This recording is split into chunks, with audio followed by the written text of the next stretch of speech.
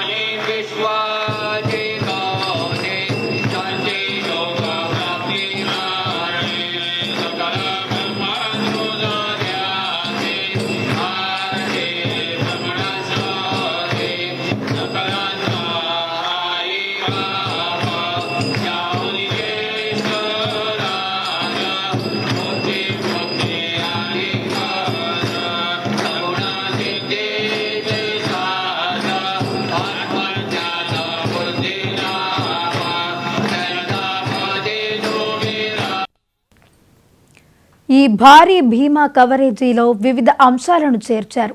బంగారు, వెండి, ఇతర ఆభరణాల కోసం 67,03,00,000 రూపాయలు కేటాయించారు.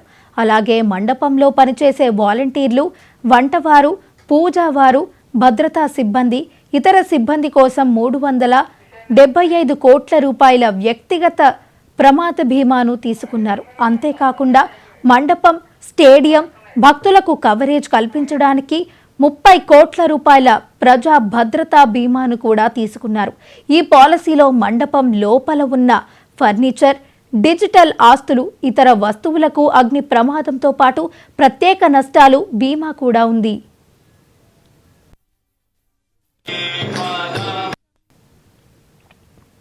జీఎస్బీ సేవా మండల్ కేవలం భక్తి కార్యక్రమాలకే పరిమితం కాకుండా సమాజ సేవలో కూడా పాలు పంచుకుంటోంది. సమాజంలోని పేద వర్గాలకు విద్యను అందించడం ద్వారా వారి అభివృద్ధికి ఈ మండలం తోడ్పడుతుందని మండల చైర్మన్ అమిత్ పాయ్ తెలిపారు. ఈ విధంగా జీఎస్బీ మండల్ గణపతి ఉత్సవాలు భక్తి, సాంప్రదాయం, సామాజిక బాధ్యతలకు ప్రతీకగా నిలుస్తున్నాయి.